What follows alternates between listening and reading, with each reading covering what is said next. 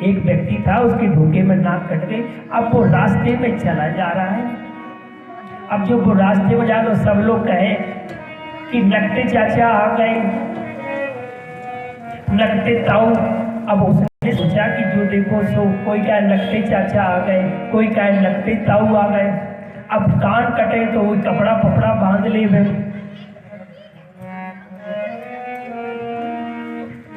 तो उसने क्या किया, अब कुछ लोग उसकी कहे भी कि ऐसा मत बोलो,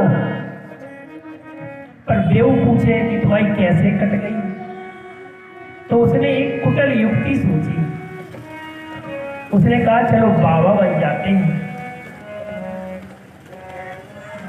तो वो जैसे ही रास्ते में निकले तो सब लोग कहे नकटे बाबा आ गए, नकटे स्वामी आ गए। अब तो उसने एक युक्ति सोची। उसने कहा क्या करना चाहिए। एक व्यक्ति उसके पास आया, उसने पूछा बताओ स्वामी कैसे कट गई। तो उसने कहा कि कटी नहीं है, हमने काटी है। बिंदगी काटी है, बिंदगी हाथ ये काटी है, बिंदगी हाँ हमने अपने हाथ से काटी है। तो वो व्यक्ति ने कहा, उस व्यक्ति ने कहा कि महाराज तुमने क्यों क्यों काटी है। बोले किसी को बताना नहीं। बोले कि हाँ किसी को नहीं बताएंगे।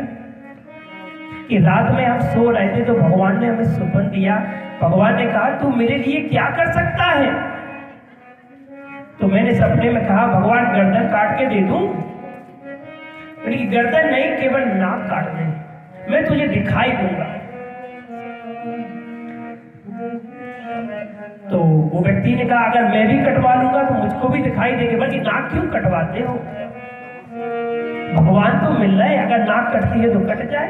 तो उसने कहा सुबह आ जाना। सुबह आया तो उसकी भी काट दी। तो उसने कहा हमें तो दिखाई नहीं दे रहे। तो उसने कहा दिखाई तो हमको नहीं दे रहे थे, पर हम अकेले पढ़ रहे थे, तो अब दो हो गए।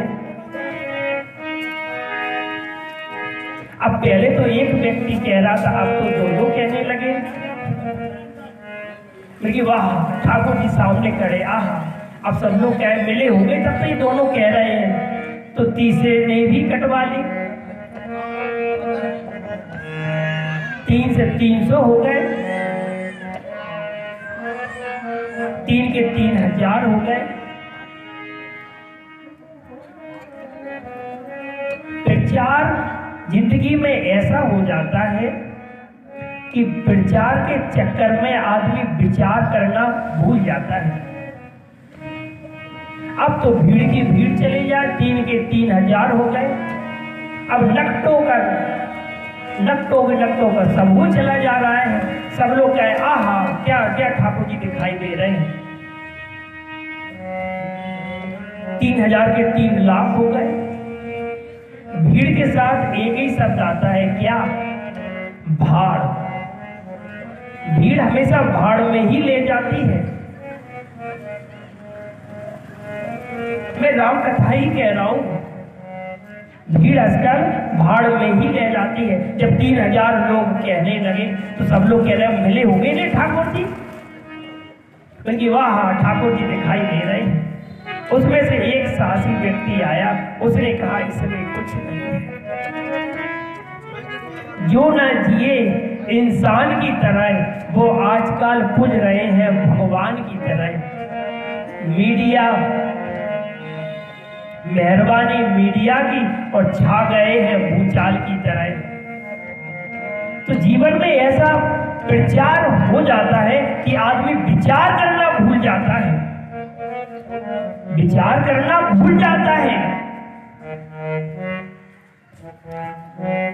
इतना हावी जीवन में हो जाता है कि वो विचार करना ही भूल जाता है। जीवन में आप कोई भी काम करो तो सब प्रथम विचार करने के बाद ही करो।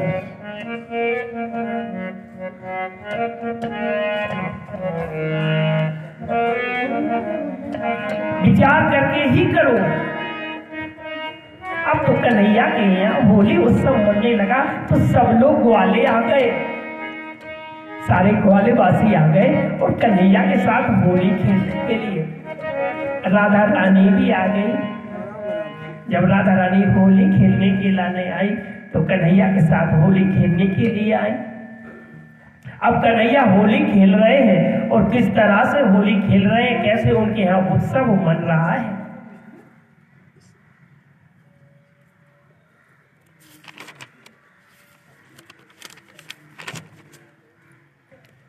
बोलिए राधा रानी सरकार की, बोलिए नवल किशोर की।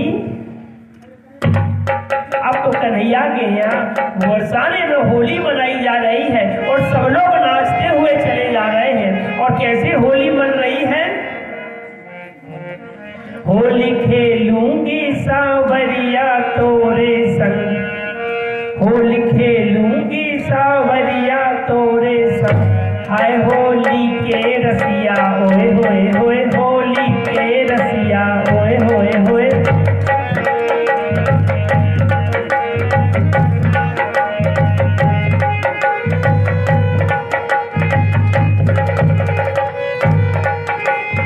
होली खेलूंगी सावरिया तोरे संग, हाय होली के रसिया होए होए होए, होली के रसिया ओए होए होए, होली के रसिया।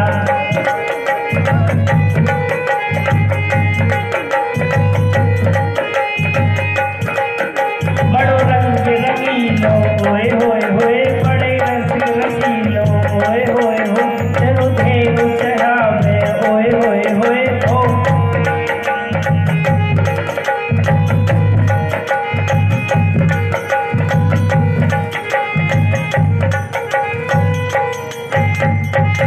बोलिए राधा रानी सरकार की। भगवान ने कई राक्षसों का उद्धार किया।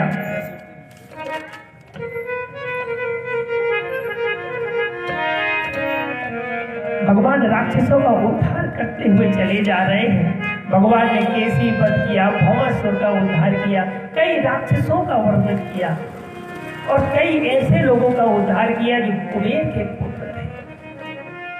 पर उन्हें ये राक्षसी योनि मिली क्यों? उन्हें इसलिए मिली क्योंकि उन्होंने संतों का अपमान किया।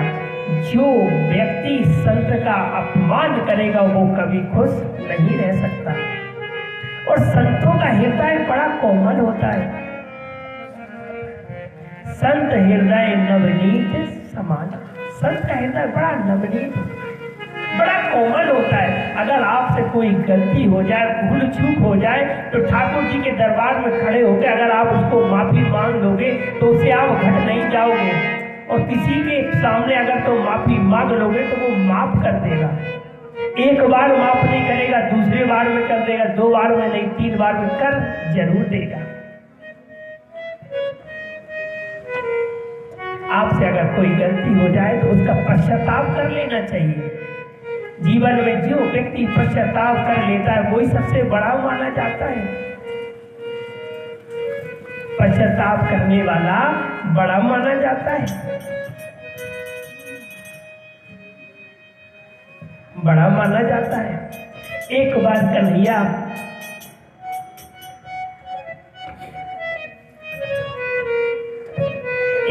कंस के यहाँ पर उत्सव हो रहा था। क्या हो रहा था?